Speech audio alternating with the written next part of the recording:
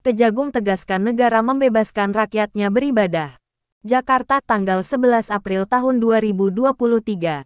Jaksa Agung Muda Bidang Intelijen, Jamintel Amiryanto, menegaskan negara menjamin kepastian hukum bagi warganya dalam berserikat dan beribadah.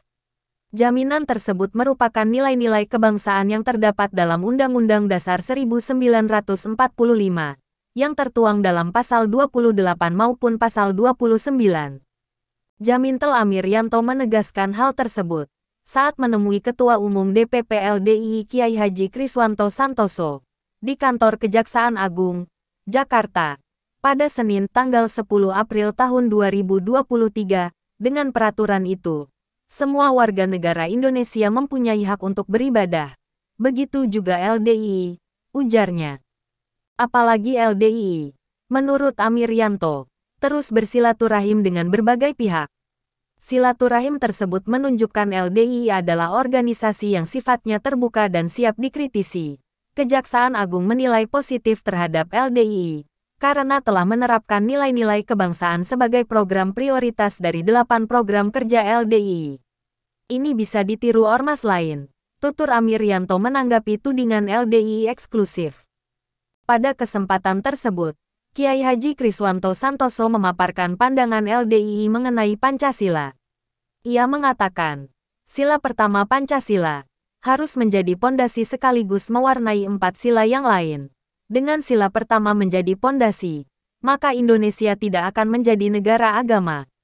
Negara yang plural dengan dominasi agama tertentu bisa melahirkan konflik berkepanjangan, tuturnya. Dengan memahami semangat dan jiwa yang tergali dari sejarah kelahiran Pancasila, maka LDII meyakini sila ketiga persatuan Indonesia haruslah menjadi bingkai. Jadi, apapun agama yang dipeluk, aktualisasi kemanusiaan yang dilakukan, bentuk demokrasi yang dijalankan, dan model keadilan yang diterapkan, harus tetap dalam bingkai Persatuan Indonesia atau NKRI, papar Kiai Haji Kriswanto.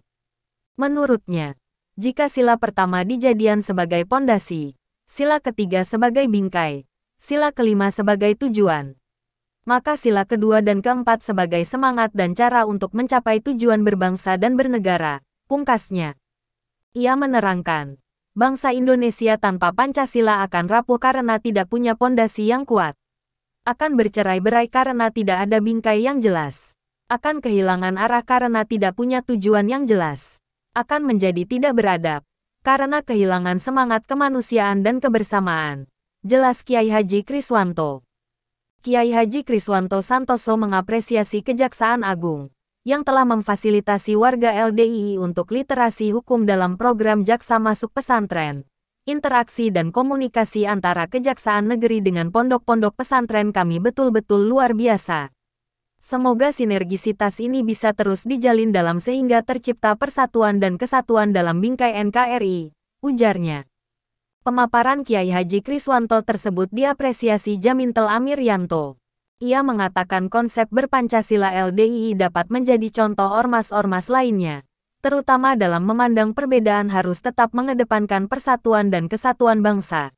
Keberagaman itu dipersilahkan, asal jangan membuat keragaman menjadi perbedaan. Kita memiliki NKRI yang harus ditopang dengan 4 pilar kebangsaan. Sebagai warga negara Indonesia harus memahami hal itu, tutur Amiryanto yang sebelumnya menjabat sebagai Jaksa Agung Muda Bidang Pengawasan. Asteris sanggahan isu-isu negatif terkait LDII asteris.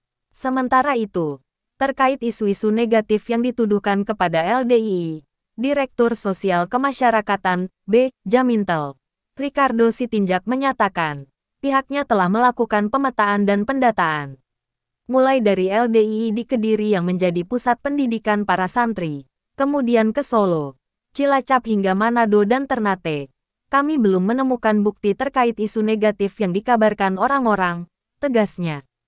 Ia menyoroti salah satu isu negatif yang kerap dihembuskan pihak-pihak yang tak bertanggung jawab, seperti Masjid LDII dipel setelah dipakai jamaah lain.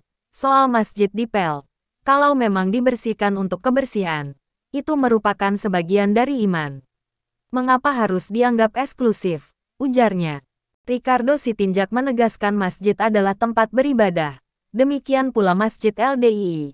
Siapapun bisa beribadah di sana. Ya boleh-boleh saja dan sah-sah saja. Yang penting bagaimana kita melakukan ibadah dengan baik dan benar, tegas Ricardo. Ricardo Sitinjak mempersilakan ormas-ormas Islam melaksanakan metodenya masing-masing dalam beribadah, termasuk LDII. Yang penting tidak berbicara tentang penodaan agama.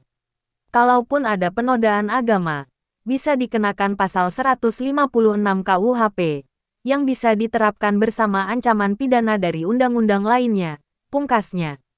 Ricardo menambahkan, umat beragama di Indonesia bebas melaksanakan ibadah dan keyakinannya, karena mendapat jaminan dari negara.